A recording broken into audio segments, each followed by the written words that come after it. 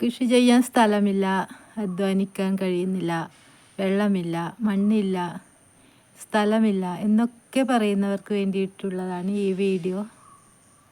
നമുക്ക് ഇതൊന്നുമില്ലെങ്കിൽ, നമുക്ക് കൃഷി ചെയ്യാൻ അത്യധികമായ ആഗ്രഹമുണ്ടെങ്കിൽ നമുക്ക് എങ്ങനെയും കൃഷി ചെയ്യാം. മണ്ണും വെള്ളവും ഒന്നും വേണ്ട. നമ്മുടെ വീട്ടിൽ നമുക്ക് കുടിക്കാനും നനക്കാനും അലക്കാനും ഒക്കെ വെള്ളം വേണ്ട. അതിൽ നിന്ന് മിച്ചം പിടിച്ച് ഇപ്പോൾ നമ്മൾ അടുക്കളയിൽ എത്ര അരി കഴുകുന്ന വെള്ളം, ചെറുപയർ ഒക്കെ കഴുകുന്ന വെള്ളം, ഇതൊക്കെ ഉപയോഗിച്ച് നമുക്ക് ചെടി നനയ്ക്കാം. അതിനായി വെള്ളം പ്രത്യേകം കണ്ടെത്തേണ്ട ആവശ്യമൊന്നുമില്ല. നമുക്കതൊക്കെ നമ്മുടെ ആവശ്യത്തിന് നമ്മൾ ഉപയോഗിക്കുന്ന വെള്ളമല്ലേ. അപ്പോൾ അത് മാത്രം മതി നമുക്ക് ചെടികൾ വളർത്താൻ. വേറെ ഒന്നും വേണ്ട. നമുക്ക് വെള്ളമൊഴിക്കാം. പിന്നെ മണ്ണ് എന്ന് പറഞ്ഞാൽ നമുക്ക് അധികം മണ്ണില്ലാതെ കൃഷി ചെയ്യുമ്പോഴാണ് എപ്പോഴും നമുക്ക് വിജയിച്ച് കിട്ടുന്നത്. അത് ഗ്രോ ബാഗിൽ അധികം മണ്ണ് നിറച്ച് കൃഷി ചെയ്യുമ്പോൾ നമുക്ക് അത് വിജയിക്കുന്നില്ല. അതിൻ്റെ കൂടെ നമ്മൾ ചവറ്, നമ്മുടെ വീട്ടിലുണ്ടാക്കുന്ന പച്ചക്കറി വേസ്റ്റ്, അതൊക്കെ കൂടി നിറക്കുകയാണെങ്കിൽ നമുക്ക് എന്തെല്ലാം പച്ചിലകൾ കിട്ടുമോ അതൊക്കെ നമുക്ക് ആ ഗ്രോ ബാഗ് നിറക്കുമ്പോൾ നമുക്ക് ഉപയോഗിക്കാം. അങ്ങനെ കൃഷി ചെയ്യുമ്പോഴാണ് നമുക്ക് ഈ മണ്ണ് തന്നെ നിറക്കുന്നതിനേക്കാളും നമുക്ക് വിജയം കിട്ടുന്നത് അങ്ങനെ നിറക്കുമ്പോഴാണ്. അങ്ങനെ നിറച്ച് ഗ്രോ ബാഗിൽ ചെടി വെക്കുമ്പോഴാണ് നമുക്ക് നല്ലൊരു വളർച്ച കിട്ടുന്നത്. പക്ഷെ മണ്ണ് മാത്രം നിറച്ച് കിട്ടുമ്പോൾ നമുക്ക് അത്ര വിജയിക്കുന്നതായി കാണുന്നില്ല.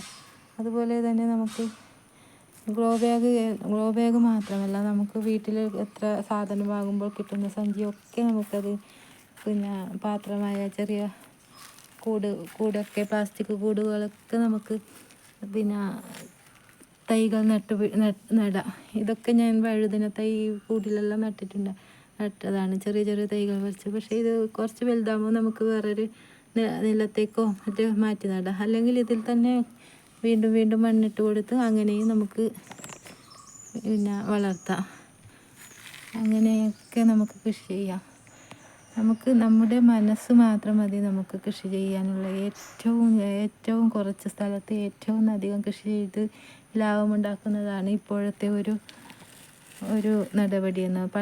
പണ്ടൊക്കെ കാലത്ത് ഇഷ്ടമാതിരി കൃഷിഭൂമിയുള്ളവർക്ക് മാത്രമേ കൃഷി ചെയ്യാൻ പറ്റുമായിരുന്നുള്ളൂ. പക്ഷേ ഇപ്പോൾ നമുക്ക് ഒരു വീടിന് ചുറ്റും അല്പ സ്ഥലങ്ങൾ, എന്തിനൊരു ഫ്ലാറ്റായാൽ പോലും നമുക്ക് അതിന് ചുറ്റും നമുക്ക് ചട്ടിയിലോ ഗ്രോ ബാഗിലോ ചട്ടിയിലോ ഒക്കെ നമുക്ക്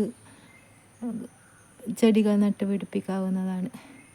അതിനു വേണ്ടി തന്നെ നമുക്ക് പ്രത്യേക സ്ഥലം കണ്ടെത്തേണ്ടോ മണ്ണിൻ്റെ ആവശ്യമോ ഒക്കെ ഇല്ല. ഇപ്പോൾ ചകിരിച്ചോറും കമ്പോസ്റ്റൊക്കെ വാങ്ങാൻ കിട്ടുന്നുണ്ട്. അതൊക്കെ ഉപയോഗിച്ച് നമുക്ക് വീട്ടിൽ തന്നെ, ഫ്ലാറ്റിന് ചുറ്റും തന്നെ, ഒരു ഫ്ലാറ്റായാലും നമുക്കതിന് ചുറ്റും എത്രയോ ചെടികൾ നമുക്ക് വെച്ച് പിടിപ്പിക്കാവുന്നതാണ്. അപ്പോൾ ഒരു ഒഴിവ് കഴിവും ഒന്നും പറയേണ്ട ആവശ്യമില്ല.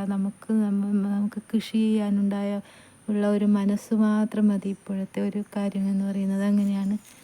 ആ ഒരു ഉത്സാഹം മാത്രം മതി. നമുക്ക് കൃഷി ചെയ്യാൻ ഒരു മനസ്സുണ്ടോ, നമ്മൾ ഒരിക്കൽ നട്ടു കഴിഞ്ഞാൽ നമ്മുടെ കൃഷി ചിലപ്പോൾ അത് ശരിയായി കിട്ടില്ല. പക്ഷേ എന്നാലും നമ്മൾ തളരരുത്. നമുക്ക് ചെയ്യാൻ കഴിയുന്നത് നമ്മൾ ചെയ്യുക. നമുക്കിപ്പോൾ നട്ടു കൊടുക്കുക, വളമിടുക, നല്ല പരിചരിക്കുക, അത് മാത്രമാണ് നമ്മുടെ ഭാഗത്തു നിന്നുള്ളത്. വിളവ് തരുന്നത് അത് കിട്ടുമെങ്കിൽ കിട്ടും, അല്ലെങ്കിൽ അതുകൊണ്ട് നമ്മൾ ഒരിക്കലും തളരരുത്. വീണ്ടും വീണ്ടും ചെയ്തു നോക്കണം. അതാണ് നമുക്ക് കിട്ടുന്ന ഒരു പ്രചോദനം എന്ന് പറയുന്നത്.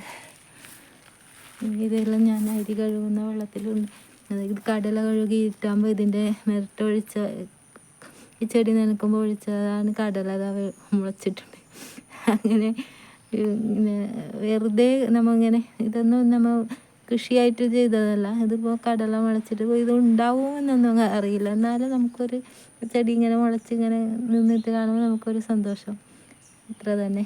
അങ്ങനെ ഓരോ ചെടികളും നമുക്ക് കിട്ടുന്ന ഓരോ ചെടികളും നമുക്ക് നട്ടുപിടിപ്പിക്കുകയും അതിനെ പരിചരിക്കുകയും ചെയ്യുമ്പോൾ തന്നെ നമ്മുടെ പല ആദികളും, മനസ്സിലുള്ള പല ആദികളും സങ്കടങ്ങളും ഒക്കെ കിട്ടുന്നുണ്ട്.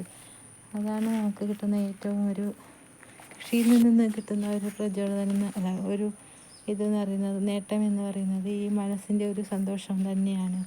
ഏറ്റവും അതിൽ നിന്നും കിട്ടുന്ന ലാഭത്തെക്കാൾ ഉപരി അതിൽ നിന്ന് കിട്ടുന്ന